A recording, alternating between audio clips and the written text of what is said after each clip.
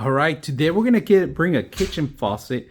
It comes with the weight. It comes with actual cover. So if you have 3 holes, you can always cover one because this one is only going to require 1. It comes with the hot and cold holes, if you guys can see that. Instructions included. So this is a pretty much package that you get. Now we're gonna show you there's 3 ways of actually spraying water on this one, which is a great option because it's something I haven't seen for quite a while. So one, you got the 2 sprays right here, right? 2 different nozzles in here, and then you got the longer spray here. This is for like larger pots, spray, and so forth. Now make sure once in a while change out the filters. All right, they're built in there. So let's put it together and see how it works. All right, so we're gonna go ahead and set this one up, and we're not gonna set up the actual top of it.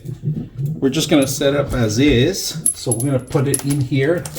First one because they don't both fit at the same time, then the other one, and then the last one goes in. And we're deciding not to put in the silver cover because it looks a little nicer without it.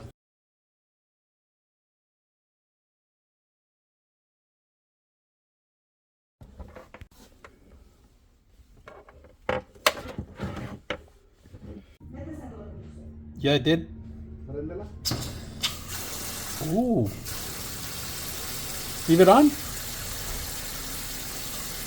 All right, so we got our water set up. So all you got to do is turn it on this way. If you guys can see it, turn it on this way.